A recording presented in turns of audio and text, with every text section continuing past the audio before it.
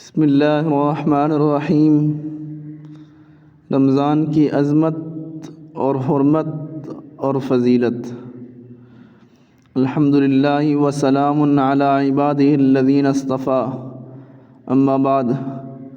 اللہ تبارک و تعالی نے اپنی تمام مخلوقات میں انسان کو اشرف و اکرم بنایا۔ اس کی فطرت میں نیکی اور بدی، بھلائی اور برائی، تابعداری و سرکشی اور خوبی و خامی دونوں ہی قسم کی صلاحیتیں اور استعدادیں یکساں طور پر رکھ دی۔ اسی کا ثمرہ اور نتیجہ ہے کہ کسی بھی انسان سے اچھائی اور برائی دونوں ہی وجود میں آ سکتی ہیں۔ ایک انسان سے حسنات بھی ممکن ہے اور سیئات بھی ممکن ہے۔ اس کے باوجود کوئی سیئات و معصیات سے مجتنب ہو کر بچ کر اپنے زندگی اور اس کے قیمتی لمحات کو حسنات و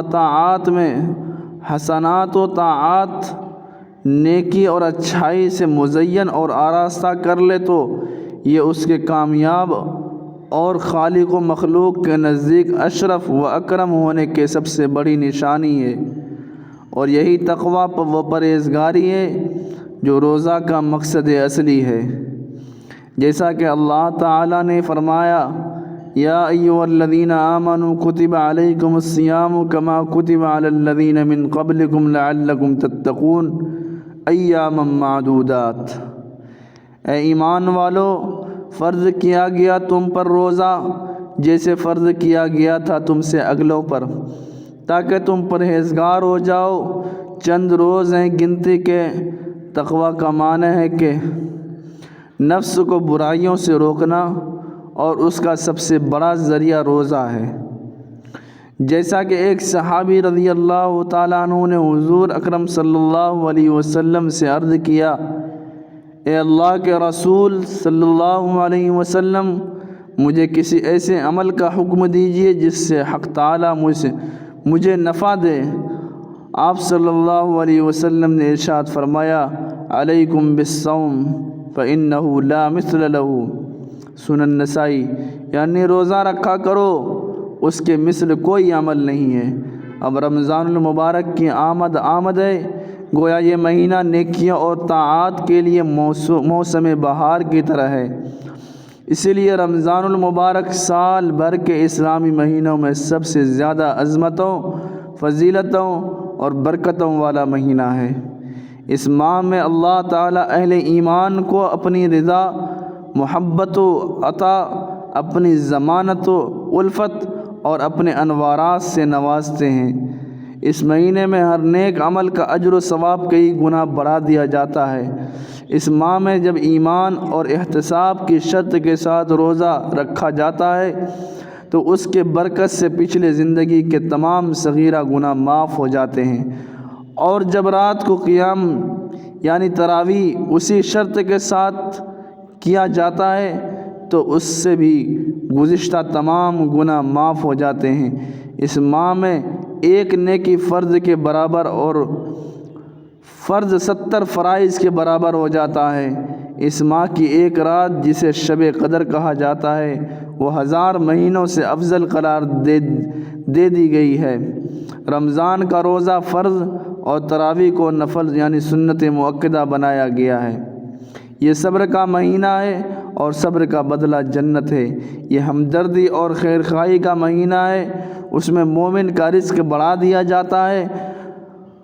اس میں روزہ افطار کرنے والے کی مغفرت، گناہوں کی بخشش اور جہنم سے آزادی کے پروانے کے علاوہ روزہ دار کے برابر ثواب دیا جاتا ہے، چاہے وہ افطار ایک کھجور یا ایک گھونٹ پانی سے ہی کیوں نہ کرائے۔ ہاں، اگر روزہ دار کو پیٹ بھر کر کھلایا یا پلایا تو اللہ تعالیٰ اسے حوض کوثر سے ایسا پانی پلائیں گے جس کے بعد وہ جنت میں داخل ہونے تک پیاسا نہ ہوگا۔ اس ماہ کا پہلا عشرہ رحمت، دوسرا مغفرت اور تیسرا جہنم سے آزادی کا ہے۔ جس نے اس ماہ میں اپنے ماتحتوں کے کام میں تخفیف کی تو اللہ تعالیٰ اس کے بدلہ اس کی مغفرت اور اسے جہنم سے آزادی کا پروانہ دیں گے۔ پورا سال جنت کو رمضان المبارک کے لیے آراستہ کیا جاتا ہے۔ عام قانون یہ ہے کہ ایک نیکی کا ثواب 10 سے لے کر 700 تک دیا جاتا ہے، مگر روزہ اس قانون سے مستثنیٰ ہے۔ اللہ تعالیٰ کا ارشاد ہے، روزہ صرف میرے لیے ہے اور اس کا اجر میں خود دوں گا۔ روزہ دار کو 2 خوشیاں ملتی ہیں، ایک افطار کے وقت کہ اس کا روزہ مکمل ہوا اور دعا قبول ہوئی اور اللہ تعالیٰ کی نعمتوں سے روزہ افطار کیا، اور دوسری خوشی جب اللہ تعالیٰ سے ملاقات ہوگی۔ روزہ دار کے منہ کی بو جو معدے کے خالی ہونے کی وجہ سے آتی ہے، اللہ تعالیٰ کے نزدیک مشک سے زیادہ خوشبودار ہے۔ روزہ اور قرآن کریم دونوں بندے کی شفاعت کریں گے اور بندے کے حق میں دونوں کی شفاعت قبول کی جائے گی۔ اب چند وہ باتیں عرض کی جاتی ہیں جن کا حضور اکرم صلی اللہ علیہ وسلم خود بھی اہتمام کیا کرتے تھے اور امت کو بھی اس کی تعلیم اور تلقین فرماتے تھے۔ نمبر 1، حضور اکرم صلی اللہ علیہ وسلم شعبان کی تاریخوں کی جس قدر نگہداشت فرماتے تھے اتنا دوسرے مہینوں کی نہیں فرماتے تھے۔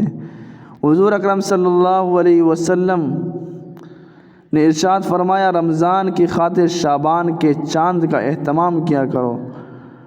نمبر 3، آپ علیہ السلام نے سحری کھانے کا حکم فرمایا کہ سحری کھایا کرو کیونکہ سحری کھانے میں برکت ہے، اور فرمایا ہمارے اور اہل کتاب کے روزے کے درمیان سحری کھانے کا فرق ہے، یعنی اہل کتاب کو سو جانے کے بعد کھانا پینا ممنوع تھا اور ہمیں صبح صادق کے طلوع ہونے سے پہلے تک اس کی اجازت ہے۔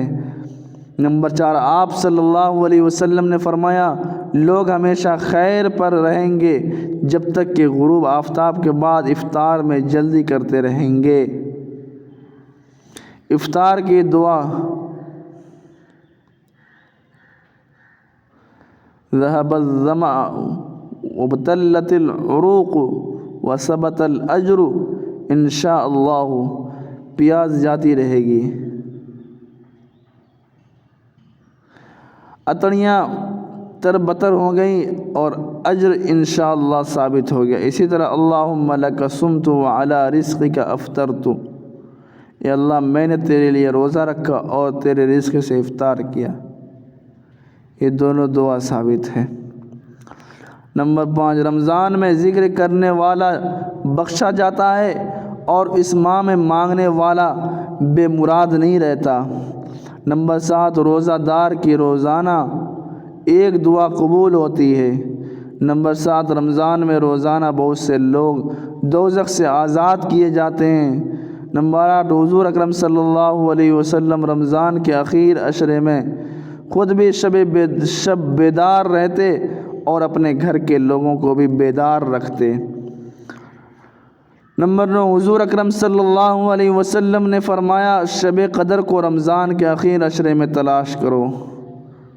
نمبر 10، جب لیلۃ القدر آتی ہے تو جبرائیل علیہ السلام فرشتوں کی معیت میں فرشتوں کے ساتھ میں نازل ہوتے ہیں اور ہر بندہ کو جو کھڑا یا بیٹھا اللہ تعالیٰ کا ذکر کر رہا ہو اس میں تلاوت، تسبیح و تحلیل اور نوافل سب شامل ہیں۔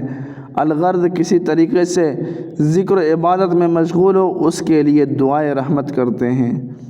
نمبر 11، لیلۃ القدر کی دعا، اللہم انک عفو تحب العفو فاعف عنی، اے اللہ آپ بہت معاف کرنے والے ہیں، معافی کو پسند فرماتے ہیں، بس مجھے بھی معاف فرما دیجئے۔ نمبر 12، اگر کسی نے بغیر عذر اور بیماری کے رمضان کا ایک روزہ چھوڑ دیا، خواہ وہ ساری زندگی روزہ رکھتا رہے، وہ اس کی تلافی نہیں کر سکتا۔ رمضان میں 4 کام کثرت سے کیے جائیں، 2 کام جن سے اللہ راضی ہوتے ہیں۔ نمبر 1، لا الہ الا اللہ کی کثرت۔ نمبر 2، استغفار زیادہ سے زیادہ پڑھا جائے۔ اور دوسرا کام جو ہر انسان کی ضرورت ہے، اللہ تعالیٰ سے جنت کا سوال کیا جائے اور جہنم سے پناہ مانگی جائے۔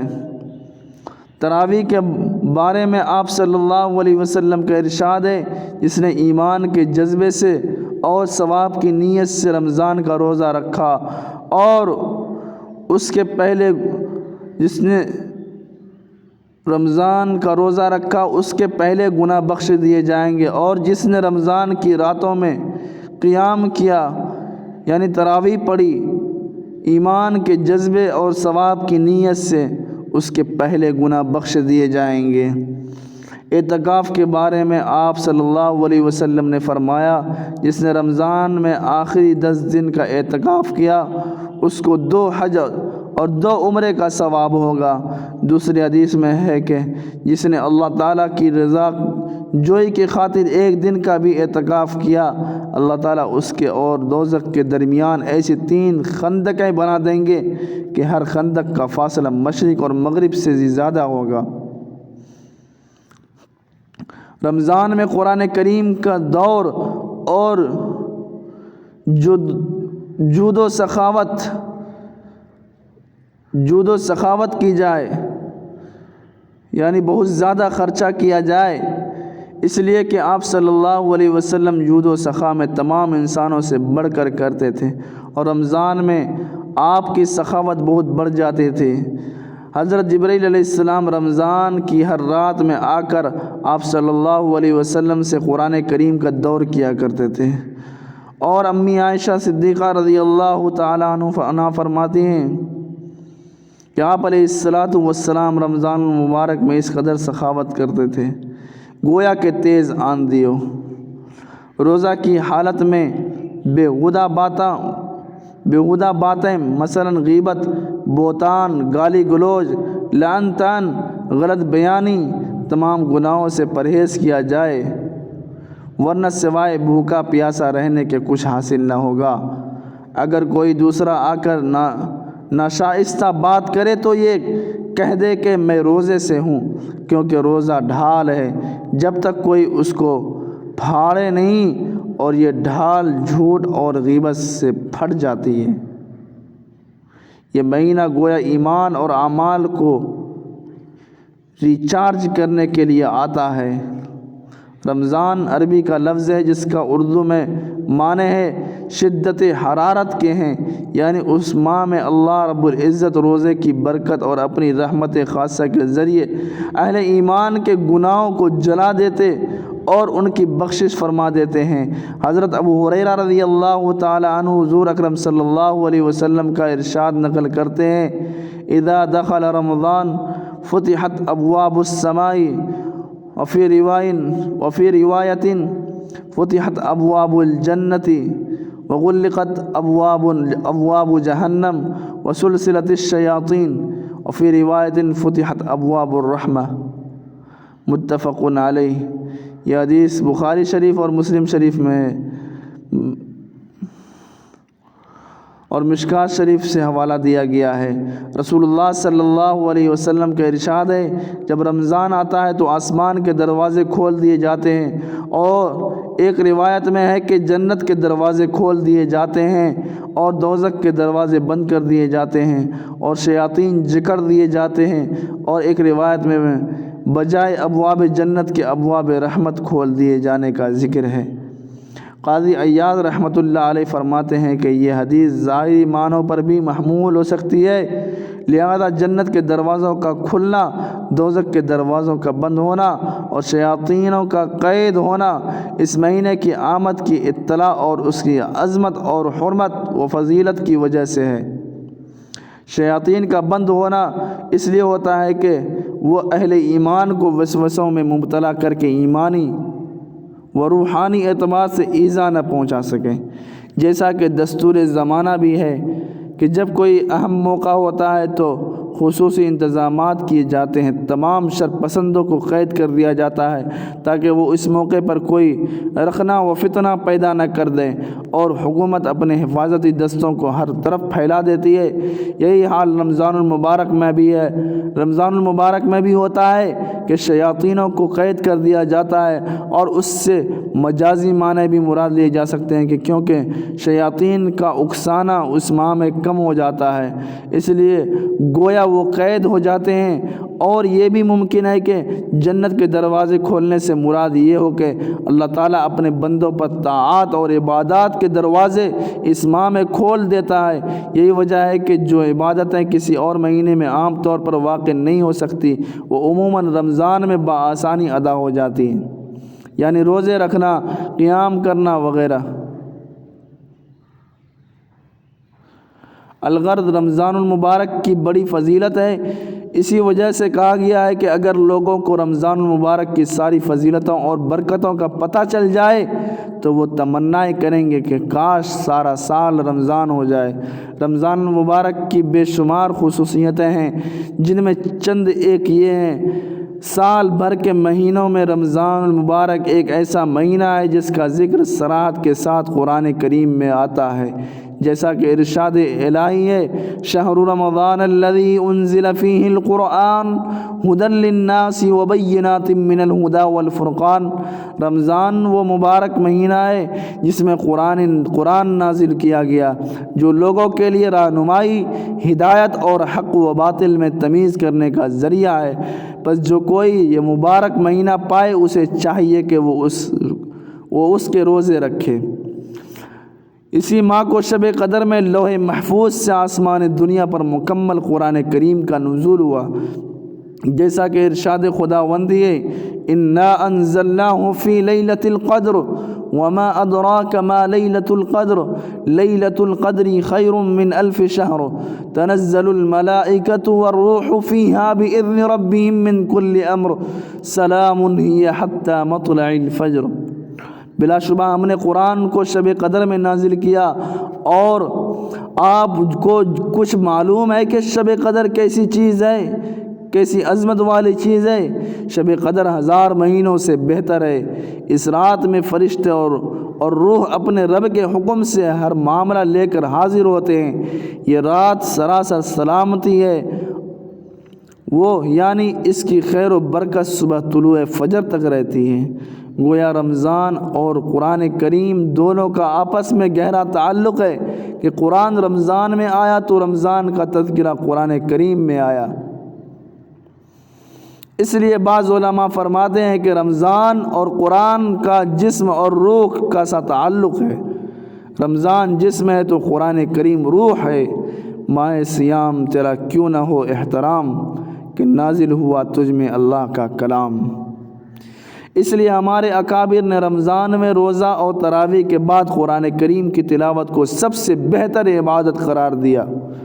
رمضان کی ہر رات ایک منادی اعلان کرتا ہے، یا باغی الخیر اقبل و یا باغی الشر اقصر۔ مشکوٰۃ شریف صفحہ نمبر 173۔ اے خیر کے طالب آگے بڑھ، اور اے شر کے طالب یعنی خیر کے طالب یعنی خیر کو چاہنے والا، آگے بڑھو اور اچھائی کرو، اچھا کام کرو۔ اور اے شر کے طالب یعنی اے شر کو چاہنے والے، رک جا، باز آ جا برائیوں سے، یعنی خیر کے متلاشی اللہ تعالیٰ کی رضا والے کاموں میں مشغول ہو اور اس کی نافرمانی اور گناہوں سے باز آ جا۔ یہی وجہ ہے کہ اس کا اثر اور ظہور ہر آدمی اپنی آنکھوں سے دیکھتا ہے کہ رمضان میں اہل ایمان کا عموماً رجحان اور میلان نیکیوں اور عبادات کی طرف زیادہ ہو جاتا ہے۔ ایک مرتبہ نبی کریم صلی اللہ علیہ وسلم نے ارشاد فرمایا، ممبر کے قریب ہو جاؤ۔ صحابہ کرام رضی اللہ تعالیٰ عنہم اجمعین ممبر سے قریب ہو گئے۔ جب حضور صلی اللہ علیہ وسلم نے ممبر کے پہلے درجے پر قدم مبارک رکھا تو فرمایا آمین۔ جب دوسرے پر قدم مبارک رکھا تو پھر فرمایا آمین۔ جب تیسرے پر قدم مبارک رکھا تو پھر فرمایا آمین۔ جب آپ صلی اللہ علیہ وسلم خطبہ سے فارغ ہو کر نیچے اترے تو صحابہ کرام رضی اللہ تعالیٰ عنہم اجمعین نے عرض کیا کہ یا رسول اللہ، ہم نے آج آپ سے ممبر پر چڑھتے ہوئے ایسی بات سنی جو پہلے کبھی نہیں سنی تھی۔ آپ صلی اللہ علیہ وسلم نے ارشاد فرمایا، اس وقت جبرائیل علیہ السلام میرے سامنے آئے تھے۔ جب پہلے درجے پر میں نے قدم رکھا تو انہوں نے کہا، ہلاک ہو جائے وہ شخص جس نے رمضان المبارک کا مہینہ پایا۔ پھر بھی اس کی مغفرت نہ ہوئی۔ میں نے کہا آمین۔ پھر جب میں دوسرے درجے پر چڑھا تو انہوں نے کہا ہلاک ہو جائے وہ شخص جس کے سامنے آپ صلی اللہ علیہ وسلم کا ذکر مبارک ہو اور وہ درود نہ بھیجے۔ میں نے کہا آمین۔ جب میں تیسرے درجے پر چڑھا تو انہوں نے کہا ہلاک ہو وہ شخص جس کے سامنے اس کے والدین یا ان میں سے کوئی ایک بڑھاپے کو پائے اور وہ ان کی خدمت کر کے جنت میں داخل نہ ہو جائے۔ میں نے کہا آمین۔ مستدرک حاکم میں یہ حدیث ہے۔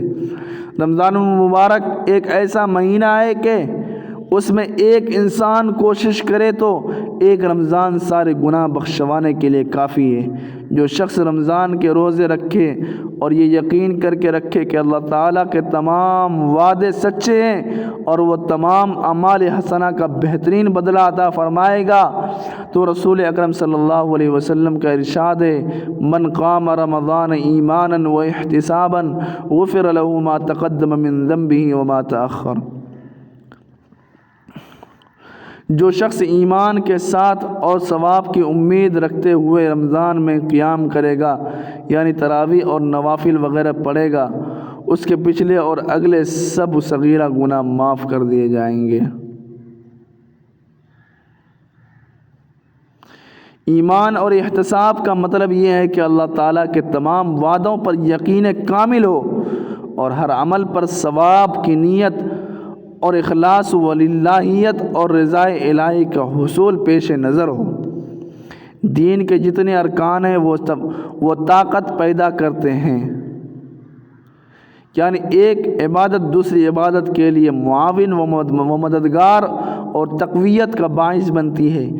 اسی طرح سے رمضان کا روزہ سال کے پورے 11 مہینے کی عبادت کے لیے طاقت پیدا کرتا ہے، ایمان میں مضبوطی لاتا ہے۔ روزہ کی وجہ سے دوسری عبادت کی ادائیگی کا ذوق و شوق پیدا ہوتا ہے اور توانائی ملتی ہے۔ اگر فرض روزہ کے تمام تقاضوں کا لحاظ رکھا گیا تو اس کا اثر پورے 11 مہینوں پر پڑے گا اور روزہ دار کی زندگی میں ایک نمایاں تبدیلی ہوگی۔